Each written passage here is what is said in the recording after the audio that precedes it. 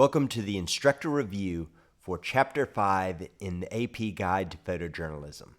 In this lesson, we're going to talk about sports, peak action, and telling reaction. In a prior lesson, we mentioned a similarity to news. News, good pictures were made out of capturing peak moments, and also the reaction after peak moments occur. In sports, we describe this as peak action and telling reaction. So the same thing goes on in sports as goes on in news, and we're going to go into that a little bit more with the pictures that we look at in this lesson. The best sports picture comes from knowing the story of the game. In other words, how does the game start? What are the moments of the game where, if you think of a dramatic story, a character is trying to achieve an objective, and there's all of these ebbs and flows as it goes, and sometimes it looks like the character is getting close, and sometimes things go against the character. And this story plays out in sports. To understand the dramatic moments in a sport, you have to know the rules and how the story goes along. Now, a great picture can occur when you capture in your picture peak action, and it also coincides with a major part of the sports story that's going on. So you're getting those key moments of action that coincide with important parts of a sport game. Also, you're going to find unique pictures sometimes outside of the traditional realm of the game. And this is where a sports journalist has to be very alert, looking out for odd or interesting things that are going on in the down moments of the sport, or after or before. And we're going to have some great examples of those kinds of pictures as we go through this lesson as well. So this is a typical peak moment, right? It's a head ball. This happens a lot of times in soccer, and you see during this European Championship game where these two players are fighting for the ball, and the player on top has won the head ball. It's a great example of peak action in sports. In this is a great example of telling reaction. So it happens very rarely. Only every several years a baseball pitcher will throw a perfect game, which means that every batter that came up was out. There wasn't even so much as a walk or an error to get a batter on base. No batter for the other team got on base. 27 straight outs. And when this happens, again, it's very rare, and the pitcher takes great honor in this, and all of the team members are ecstatic as well, because it really is a reflection on something very few teams in the history of baseball have ever done.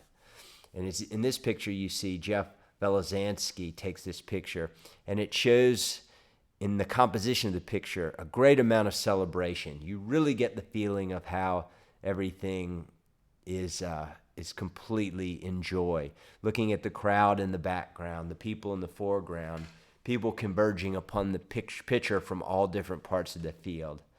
So this shot is made wide enough so you can see all of the excitement from the different people involved in this moment of sports.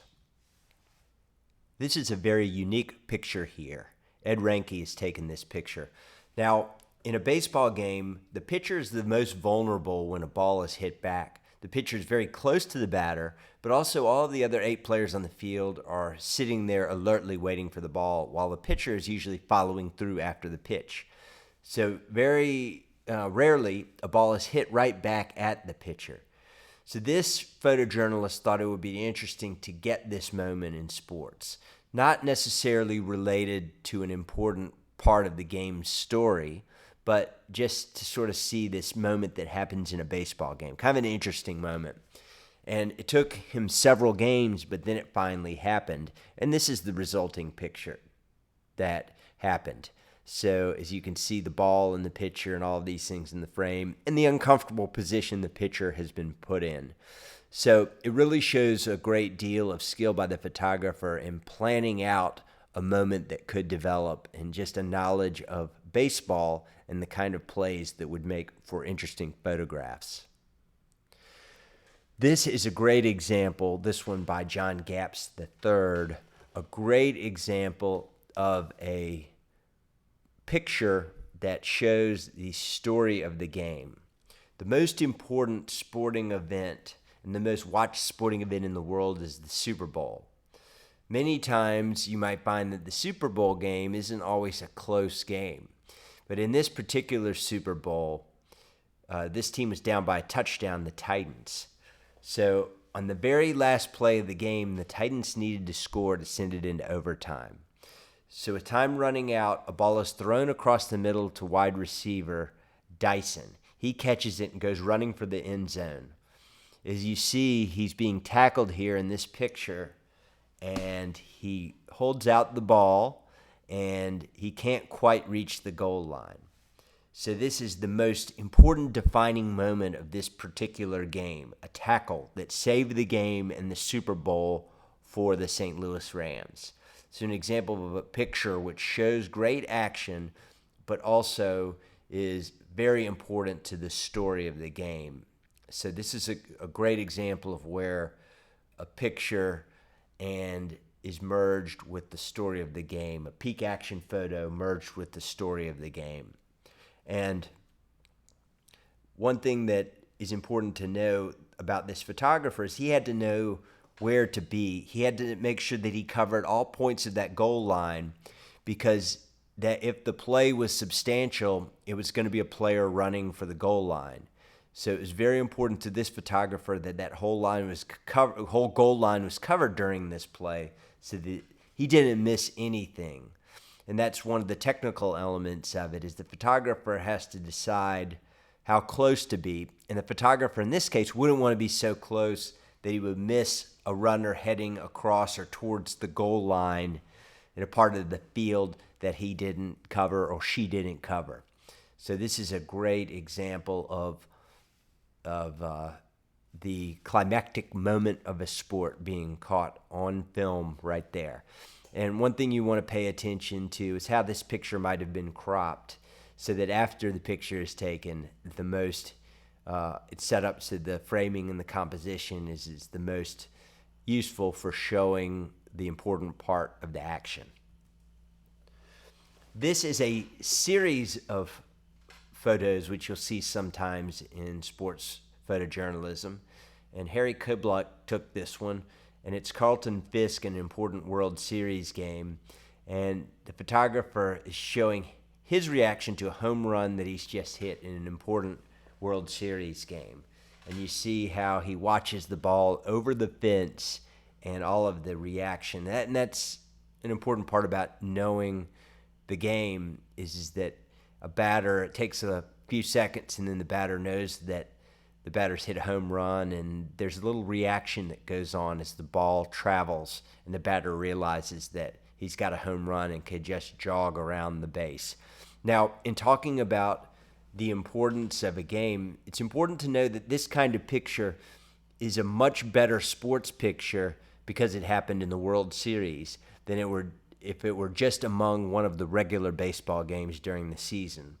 Like with news, something that happens to a famous politician would be more newsworthy than something that happens to a regular person.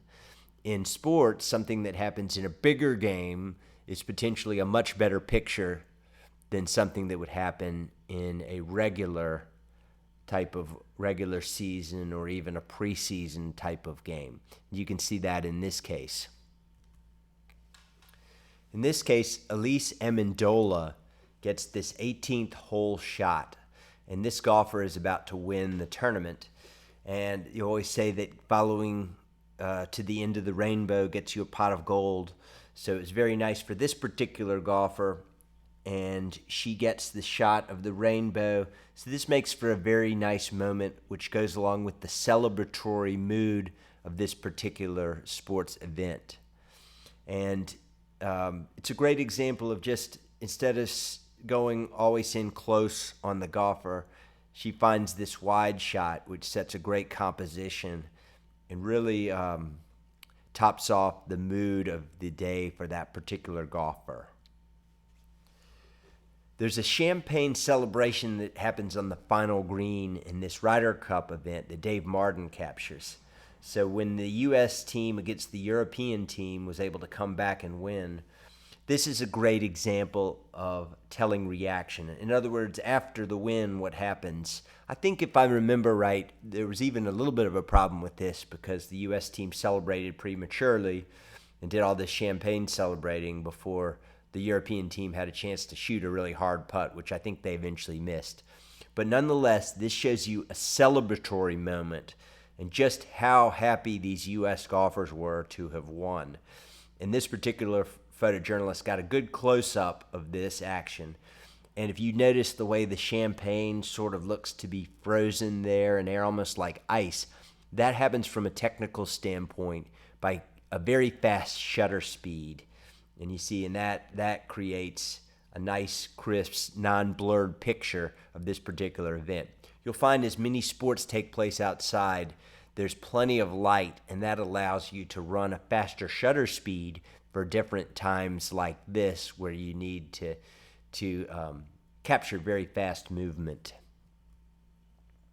So talking about some pictures that are good, that are just sort of odd moments in sports, this is one. Oftentimes there's a history in baseball that the manager will get very mad at the umpire and an argument will ensue. As you see in this argument, Mark LENNIHAN has captured this argument, which has become almost physical, where there's no distance between the umpire and the manager of this baseball team.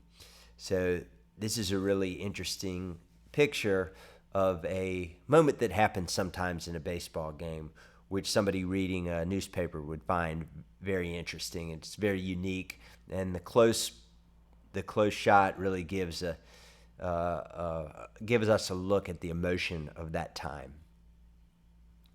So Susan Reagan had followed around this female jockey and done a series of pictures on this jockey, and this is one of them that resulted. One interesting thing in this case is that this particular jockey was very camera shy, so it took Susan Reagan a long time of following around and getting this jockey very comfortable with the pictures till finally where she was able to get some really good pictures of this particular jockey. There was a big moment in sports that happened years back when Mark McGwire was chasing to set the record for most home runs in baseball. Since then, there was a big issue with steroids. The baseball players went before Congress, and it came out that many of these baseball players had used steroids to get an extra advantage. And this was kind of before that. And Mark McGwire, who was later kind of humiliated by some of that, at this time, none of this was out. And a record which had stood for many, many years, most home runs in a season, was apparently going to be broken by McGwire. And so what happened is this particular photographer was assigned to it. As you see, this one of these record-breaking home runs, there's McGwire in focus, and then you see back in the crowd the number 70, which was the number of the home run that was hit. So this is really tells the story of what's going on in the way the picture is composed and all the parts of the picture. And also, if you look at Mark McGwire smiling, a really nice technical shot of him celebrating as he jogs around the bases after his home run. This particular photographer also used some resources that you might not have, which is she had several different cameras kind of set up at once to record different angles of his hits. And one thing that this story of this photograph tells us is you have to really know the mannerisms of a particular player and the way this player interacts with his or her sport. So she knew all of the way he'd move, all of his reactions, how would he react on different types of hits, and she used that to get the best possible pictures as he tried to go after this special sports record. This is another one where he's just hit it, and you see everybody, including the fans and the catcher and the home plate umpire, looking as the ball goes over the fence in a home run. Look how happy the people are in the background. Very interesting, a wider composition on this shot. So again, peak action. Look at this one as this quarterback, Mark Brunell, then for the Jaguars, hops over, brown players who are attempting to tackle him. Great idea. Probably a very fast shutter speed as you get him just frozen there in the air as you see this great athletic maneuver. So this particular track runner, as photographed by Doug Mills, is trying to run and set the world record. So Mills noticed the particular habit of this runner to throw his hands up after a win in a race.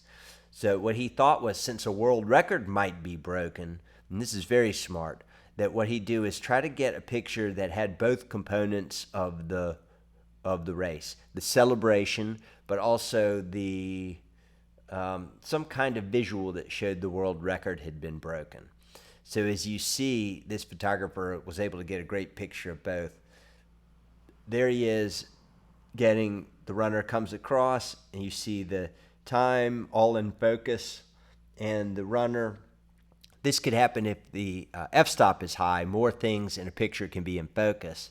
And a great shot of a important historical moment in sports. You see the telling reaction after the win, and also the number milestone, which demonstrates the record very clearly.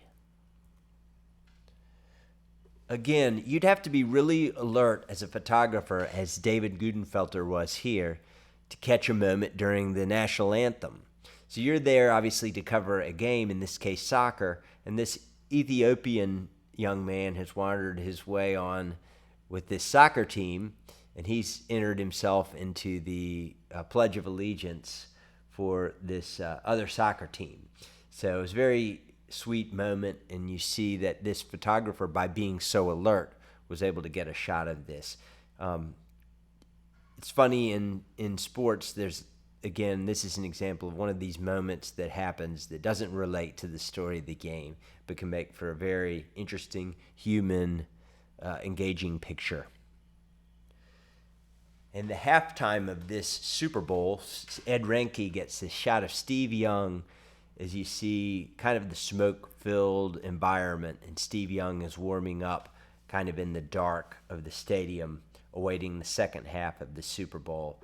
And it's a very interesting shot in the way it's composed. You see there's him with all of that going along in his background. Really an interesting angle. Look, it's kind of shooting up in the air at him. He's all the way in the shot with all of the stadium type goings on in the background. So not many people leave work in a motorcycle, and this is the case of this coach for the Green Bay Packers, and Maury Gosh got this shot of him leaving after coaching a football practice on his motorcycle. An interesting thing that goes on, some of these pictures showing you some interesting pictures outside of the course of a regular game that can be captured. Here during warm-ups, you see Doug Piszak has got this player as he's talking on the phone as he kind of casually warms up with a basketball. This player is icing down sore knees or injured knees, and Eric Gay gets a shot of this. And this is some coaching that Tiger Woods is getting from his coach about his swing. Eric Risberg has gotten this. This is long before Tiger's scandals became big news, and when he was in the height of his career as a successful professional golfer. And one thing that had happened is John Rocker, who was a very good at one time pitcher, but controversial pitcher, he made some comments that came off to people as racist a while back. And this is an interesting picture that shows when he goes down to the minor leagues and he's there pitching, all of the interest that is shown as he warms up in the bullpen. And the photographer picked a very interesting way to compose this shot. So you see all of the interest towards John Rocker through the shadows of the people leaning over and watching this warm-up. Paul Sancia got this picture. And Eric Risberg did a real good job in this event, this bicycle event, by capturing one of the world-class bikers and going to a part of the course, studying the course well enough to know there's a particular challenging part of the course where the riders would have some difficulty. And he was able to get this world-class rider falling. Again, it's a more significant picture if one of the best riders is involved in some kind of a struggle during the race versus somebody that's, say, in the back of the pack. And this was Greg LeMond, one of the best bikers at the time. And here he has this terrible bike wreck. And you see his action, but also you can see the people in the background as they are just shocked by what's happening right in front of them. This is a very interesting example of peak action, a very interesting angle, as you see Robert Butaki taking a picture of this snowboarder during an Olympic event. And you might hear, if you were to have watched Wimbledon recently, John McEnroe, who's one of the very prominent sports announcers that covers tennis. And here he is as he kicks at a camera between a game. Again, paying attention not just to what you're there to cover, the main sport, but things that go on in the midst of this event. McEnroe was known for being a terrible sport and often had outbursts against officials and his opponents on the court and wasn't happy with calls, and he would have these reactions.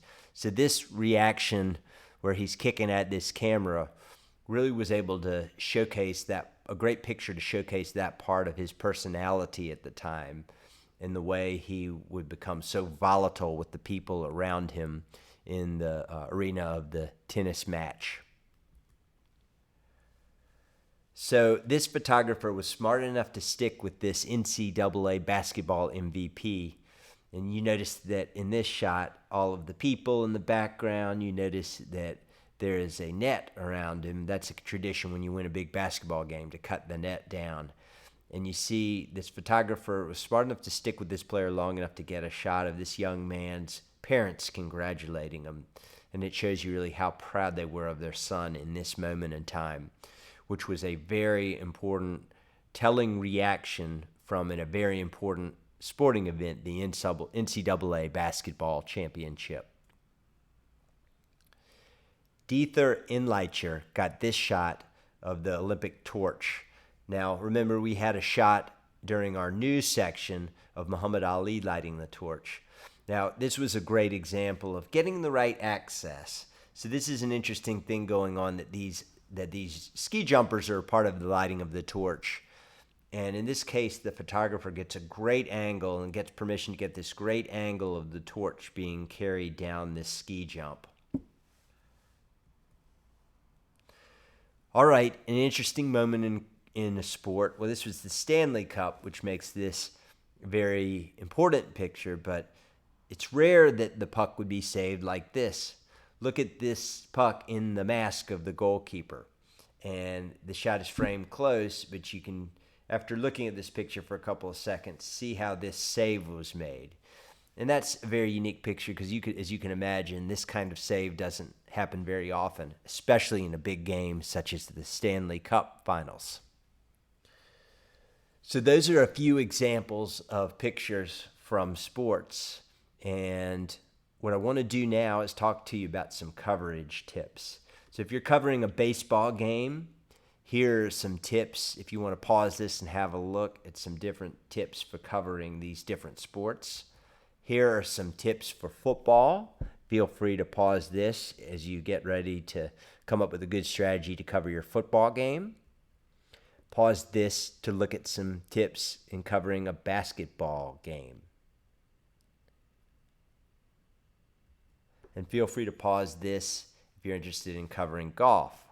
And you're going to have your favorite sport. You're going to need to have a pretty wide knowledge of all of the sports that you cover. You might know something about some sports more than others. So you want to learn about all the sports that you cover. And you're going to find the more you know about a sport, the easier it is for you to cover and get good pictures of, really because you know the story of the game and you know when the important moments of action are, and you'll be able to sort of predict how action moves within a certain game. I want to give you some access tips. So as a student photographer, you're going to want to do a good job covering your sports events. One thing you want to do is schedule your events far in advance. What events are going on in your community that you can cover? one of the mistakes that students have made in the past is say they might get some pretty good action shots of people maybe kicking a ball around in the park or playing hoops at the local court in the neighborhood. But there's moments of action aren't often enough. What you really want to do is find an event where something's at stake. So a big tournament that's going on, a swim meet at the local pool, something where you'll get a lot of emotion as far as the participants, and something where you'll be able to really have the rules that you studied be a part of your study of the story of these games. So schedule far in advance. Want to make sure when you go, arrive early. You can then scout everything out in advance. Also get to know the people involved in this event. Make sure they know that you're there to not disrupt the event and that your purpose is to get good shots that will be good promotion for their event as well, and will give them good news coverage of the event that they have going on. And find the best spots where you can get this action. So it's not enough to just kind of go to one place and sit there and shoot from one singular angle. You want to make sure you can move around enough and be comfortable moving around enough so you get a lot of different angles and a lot of different coverages of that event. So I wish you the best of luck. Let me know if you have any questions on how you can proceed with your sports photojournalism. And I hope that you'll be able to get some great shots of peak action and telling reaction and even some neat things that happen off of the field of play.